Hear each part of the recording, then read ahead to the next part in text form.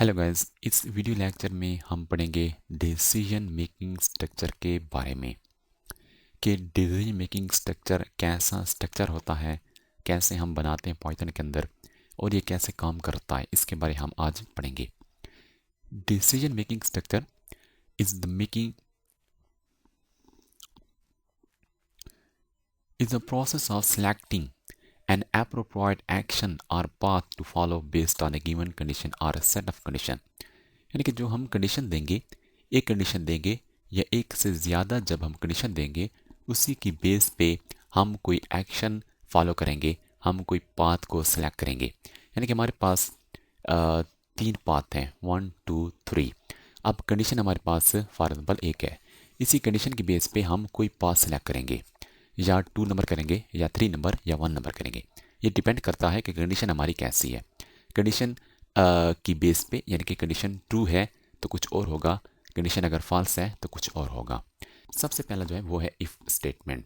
The if statement is use to execute a block of code only if a certain condition is true. यानी कि कोई condition अगर true है तो उसी की बेस पे एक स्टेटमेंट एग्जीक्यूट होगी।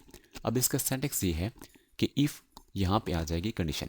कंडीशन में यूज़ क्या करना है? कंडीशन में आपने यूज़ करना है कंपैरिजन ऑपरेटर या लॉजिकल ऑपरेटर का यूज़ करना है।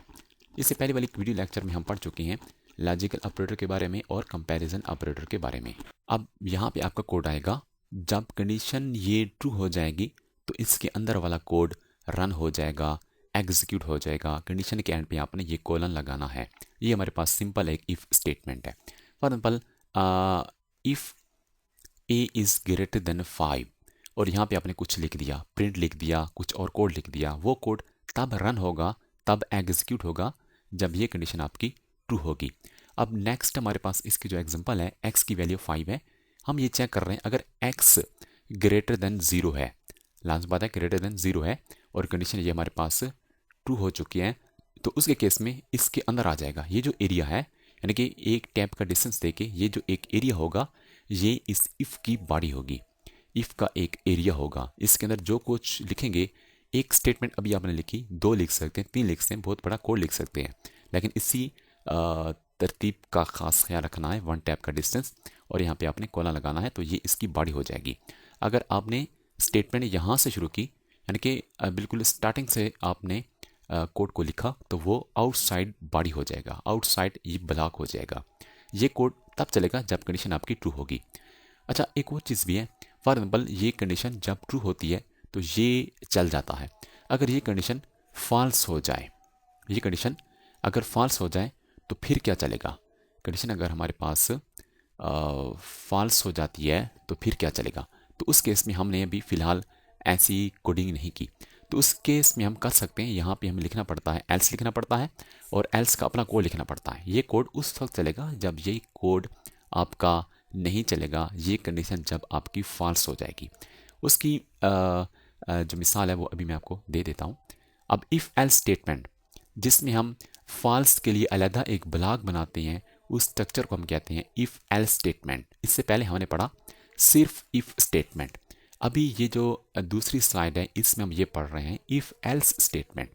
The if else statement is use to execute one block of code if a condition is true and another block, दूसरा जो ब्लॉक होता है if the condition is false. Sentence उसका ये है, अगर ये कंडीशन ट्रू हो जाएगी तो ये रन होगा, अगर ये कंडीशन फॉल्स हो जाएगी तो ये वाला चलेगा। यानी कि एल्स लिखना है, कोलन लिखना है और उसके अंदर कोड लिखना है। इसकी मिसाल ये है, सेम अगर x ग्रेटर देन 0 है। अब इस केस में जो x की वैल्यू है 0 से ग्रेटर नहीं है, ये कंडीशन फॉल्स है, तो ये नहीं चलेगा। और उस केस में ये एल्स लगा के कोलन और यहाँ पे जो भी कोड आपने लिखा होगा वो रन हो जाएगा, ये कोड आपका चलेगा क्योंकि कंडीशन आपकी फॉल्स हो चुकी है। अब ये दोनों जो हमारे पास टाइप्स हैं डिसीजन मेकिंग स्ट्रक्चर की, वो अभी हम VS कोड में जाके एक्सप्लेन करते हैं एग्जांपल के साथ। VS कोड में जाके आफ्टरनून की फोल्डर में यहाँ पे मैं लिखता हूँ if and if else dot py और फॉर एग्जांपल मेरे पास है एज यूज़र की 19 और यहाँ पे मैं चेक करता हूँ अगर एज आपके पास ग्रेटर देन 18 हो या इक्वल हो, प्रिंट यू आर एलिजिबल।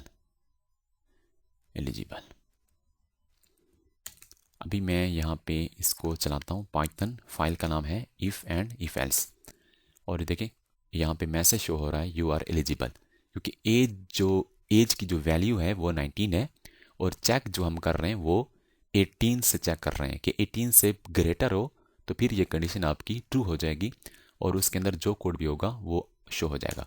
यहाँ पे मैं कुछ मज़ीद भी लिख लेता हूँ, ओके थैंक यू। यानी कि आप जितना मर्जी चाहें कोड आप यहाँ पे लिख सकते हैं, लेकिन कंडीशन क्या है, ये उस वक्त ये बॉडी चलेगी जब ये वाली कंडीशन आपकी ट्रू होगी। अभी मैं इसको एग्जीक्यूट करता हूँ तो ये सारा कोड चल गया है। अब फॉर एग्जांपल एज एक बंदे की है 17, अब उस केस में कंडीशन जो है वो हमारी फॉल्स हो चुकी है। अब देखें कुछ भी शो नहीं हो रहा, अब कुछ भी शो नहीं हो रहा। आप चाहते हैं कि अगर ये कोड ना चले, उसका अल्टरनेट जो फॉल्स हमारे पास एक पार्ट होता है, एल्स लिखेंगे, एल्स कोलन, और यहाँ पे जो कुछ लिखेंगे वो उस वक्त चलेगा जब कंडीशन आपकी फॉल्स हो जाएगी। प्रिंट, और यहाँ पे मैंने लिखा यू आर नॉट एलिजिबल, और आप यहाँ पे इसको कर दें, चला दें यू आर नॉट एलिजिबल। ये क्यों आ रहा है, क्योंकि ये कंडीशन आपकी फॉल्स हो चुकी है। अब ये हमारे पास एक मुख्तसर सी एग्जांपल है। दूसरी मिसाल आपको मैं अभी दे दूँ कि फॉर एग्जांपल एक्स की वैल्यू हमारे पास है 9, और मैं चेक कर रहा हूँ इफ़ एक्स ग्रेटर देन 0 है तो नंबर क्या होगा, नंबर पॉजिटिव होगा, नंबर पॉजिटिव होगा। अगर आपके पास फॉर एग्जांपल पॉजिटिव नहीं है तो फिर क्या होगा, लाजमी बात है नेगेटिव होगा। यानी कि इस केस में कंडीशन क्या है, फॉल्स है या ट्रू है।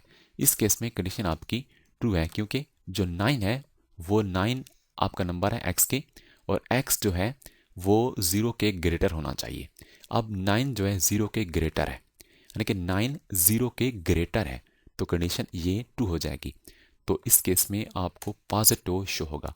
फॉर एग्जाम्पल मैं यहाँ पर लिखता हूँ -3, x is greater than 0, x को हमेशा भाई ग्रेटर होना चाहिए 0 के, हालांकि -3 0 के ग्रेटर नहीं है, तो ये कंडीशन फॉल्स हो जाएगी, और जब फॉल्स हो जाएगी इसको स्किप कर दिया जाएगा और फ़ौरन एल्स में आके जो कुछ भी होगा उसको शो किया जाएगा। अब इसको चलाएं तो यहाँ पे क्या रहा है नेगेटिव, तो ये नेगेटिव नंबर है। तो ये कुछ मिसालें मैंने आपके साथ शेयर की इफ़ एंड इफ़ एल्स की। नेक्स्ट हमारे पास ये होता है कि जहाँ पे हम मल्टीपल कंडीशन देते हैं। आप इस केस को देखें, कितनी कंडीशन दी है, एक ही कंडीशन दी है। इस एग्जांपल में देखें तो एक ही कंडीशन दी है। अब हमारे पास नेक्स्ट होता है जिसमें हम एलएफ का इस्तेमाल करते हैं, जिसमें मल्टीपल कंडीशन हम देते हैं। तो उसको हम कैसे हैंडल करेंगे, तो उसको हम नेक्स्ट वीडियो लेक्चर में सीखते हैं कि ये कैसे काम करेगा। अगर आपके जहन में कोई क्वेश्चन आ रहा है, कोई कन्फ्यूजन है, तो आप मुझसे कांटेक्ट कर सकते हैं, आपको फ्री में सपोर्ट दी जाएगी। शुक्रिया।